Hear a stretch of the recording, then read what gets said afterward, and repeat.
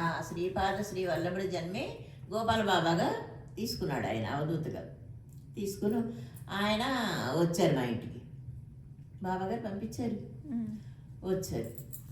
వస్తే నేను ఒకటే అనుకున్నాను, నేను ఎప్పుడు బాబాగారికి రోజు 12 గంటలకు భోజనం పెడతానమ్మా. అయితే బాబాగారు వచ్చారు కదా అని నేను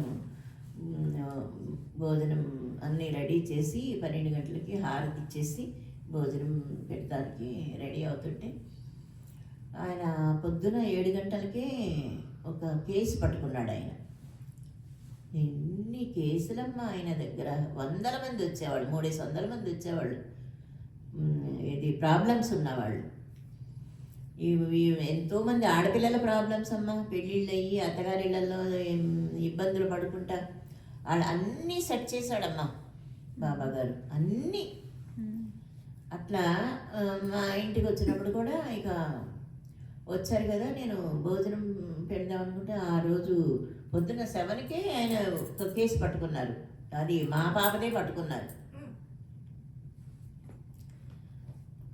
నేను అన్నా, బాబా భోజనం చేదురు రెండు బాబా నేను పెడతాను అని అంటే నకోరే అంటున్నారు. తెలుగు మాట్లాడేవారు, నకోరే అన్నాను. అది నేను బాధపడ్డాను అనమాట. నువ్వు తినకుండా నేను ఎలా తింటాను బాబా, నీవు తింటేనే కదా నేను తింటాను అని అంటే, నీ తిను అంటాను తప్ప నీకేమీ అక్కర్లేదా? పిల్లల్ని కేసు పట్టుకున్నాను కదా, నీకు తెలియట్లేదా? ఆ కేసు అవందే నేనేం ముట్టుకోను, మంచినీళ్ళు కూడా అన్నారు. అప్పటి వరకు మీరు ఇంకా అట్లనే ఉన్నారా? అంటే జుట్టు అదంతా అలాగే ఉన్నా.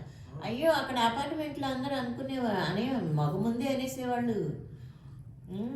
ఏమన్నా చూస్తేనే అది భయపడి చస్తాము, ఇంకో పిచ్చోడిని తెచ్చి ఇంట్లో పెట్టుకుందాను,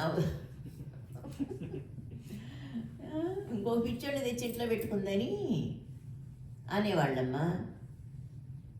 సో ఆ స్వామికి మీరు ఎన్ని 2 months సేవ చేసింది ఇంట్లో? 1 year. 1 year? 1 year ఇంట్లో ఉన్న కాలం తక్కువ. నా కొడుకు అమెరికా వచ్చే వరకు కూడా నేనే తినిపించేదాన్ని. అట్లాంటి దాన్ని బాబాగారు నాకు పరిచయం అయిన తర్వాత, వీడు కాలేజీ నుంచి ఇంటికి వచ్చినప్పుడు, నాన్న నేను ఇప్పటి వరకు మీ పిల్లలు మీ నాన్నకి మీకు అందరికీ చేశాను, ఇప్పుడు నా గురించి నాకు నేను చేసుకోవాలి. ఒక గురువు ఉన్నారు, ఆ గురువుకి నేను సేవ చేసుకోవాలి. నేను వండి అక్కడ పెట్టేస్తాను, వెళ్ళిపోతాను, మీరు తినండి అని చెప్పేసి వెళ్ళిపోయేదాన్ని. ఇంట్లో ఉన్న టైం తక్కువ, అక్కడ ఉన్న టైం ఎక్కువ. పొద్దున 10:30కి వెళ్ళిపోయేదాన్ని అమ్మ. 3 గంటలకు పంపించేవారు ఇంటికి ఆ బాబా. వచ్చి మళ్ళీ గబగబా అన్ని పనులు చేసుకొని మళ్ళీ సాయంత్రానికి వంట రెడీ చేసి బాబా గారికి హారతలు చేసుకొని ఇంట్లో మళ్ళీ బాబా గారికి ఏమన్నా గారెలు కానీ పకోడీ కానీ చేసుకొని మళ్ళీ పరిగెట్టేదాన్ని 6 గంటలకి. 6 గంటలకి వెళ్ళి నేను వెళ్తానే ఆయన కూర్చొని ఉండేవారి పైన వెళ్ళి నేను తినిపిస్తూ ఉండేదాన్ని. ఆయనకి నేను పెడుతుంటే నోటికే తినరు తీసుకుని, ఆయనకి నోటికి నేను పెడుతుంటే ఆయన నాకు పెట్టేవారు. అలాగా తిన్న తర్వాత ఆయన ఇది కొబ్బరి నూనె డబ్బా ఇచ్చి ఒంటికి రాయమనేవారు. ఒంటికి రాసేదాన్ని, తలకు మర్దన చేసేదాన్ని, తర్వాత కపిని వేసేసేదాన్ని. అట్లా ఇక అందరు జనాలు స్టార్ట్ అయ్యేవాళ్ళు, అందరూ ఒక్కొక్కళ్ళు అందరూ వచ్చేవాళ్ళమ్మ. నిజంగా మహానుభావుడు ఎన్ని మెరాకిల్స్ అమ్మ. సాయినాథుడే మొదటి. ఆ గురువు పేరు మిస్ అయ్యింది, గోపాల్ బాబా గారు. గోపాల్ బాబా గారు. అయితే ఆయన గోపాల్ బాబా గారమ్మ, ఆయన వచ్చినప్పుడు ఫస్ట్ ఆయన వచ్చినప్పుడు నాకు సాయినాథుల్లా దర్శనమిచ్చారు. నేను సంవత్సరం అమ్మ బాబా గారి కోసం ఎదురు చూసింది. బాబా గారిని చూడాలని 1 సంవత్సర కాలం ఎదురు చూశాను. ఏడ్చేదాన్ని. మా వారు అంటే జిల్లా మొత్తం తిరుగుతారు ఈయన, అంటే డిస్ట్రిక్ట్ ఆఫీసర్ అనమాట. మీరు ఎక్కడో బాబా గారి దగ్గర వెళ్ళి నన్ను తీసుకువెళ్ళండి నన్ను కూడా అంటే తీసుకెళ్తానేవారు, తీసుకెళ్ళేవారు కాదు. ఇక బాబా గారేమో నాకు ఆయన వచ్చినప్పుడేమో నేను వెళ్ళటం అయ్యేది కాదు, ఆయన ఎప్పుడు వచ్చేవారు నాకు తెలిసేది కాదు. మొత్తానికి ఎవరో తీసుకెళ్ళారు.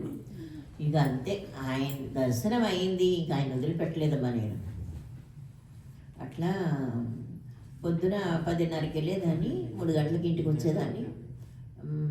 3 గంటలకు వచ్చి గమగమింత కొంచెం తిని మళ్ళీ అన్నీ చేసుకొని మళ్ళీ బాబాగారి దగ్గరికి 6 గంటలకు వెళ్ళేదాన్ని. ఈయన క్యాంపులకి వెళ్తూ ఉండేవారుగా. వచ్చి స్నానం అది చేసి ఇతనేనా అంటే గోపాలరావు బాబు గారు? కాదు లేదు, నాకు తెలుసు. అసలు అతను ఇప్పుడు కూడా చాలా మంది అతను గురువుగా నమ్ముతారు, సాయిబాబా స్వరూపం. ఇప్పుడు అమెరికాలో ఆయన ఆయన ఉంటున్నారు. టీచింగ్స్ కూడా అసలు ఒక్కొక్క మాట ముత్యం లాగా ఉంటుంది. అసలు నోటి నుంచి వచ్చిన ప్రతి మాట రియల్, అంటే అంటే మీ లైఫ్ ని బాగా అంటే ఇది చేసిన వాళ్ళకి ఉంటుంది. అమ్మ దగ్గర ఫోటో ఉంది, చూపిస్తా. నా దగ్గర నేను వాట్సాప్ గ్రూప్ ఫాలో అవుతాను ఆయన. ఓకే అమ్మా. ఆహా, సేమో కాదో అని మరి. అదే సేమా కాదా, ఎందుకంటే ఆయన మాట్లాడరు ఎక్కువ, ఇప్పుడు ఆయన లేరు కదా. ఇప్పుడు లేరు. అదే ఆయన టీచింగ్స్ అన్నీ మేము అంటే వాట్సాప్ గ్రూప్లో నేను ఫాలో అవుతాను. నాకు తెలియదు ఆయన ఎవరో, కానీ ఆయన మాటల కోసమే ఆ గ్రూప్ ఫాలో అవుతాను నేను. సో మరి మీకు ఆ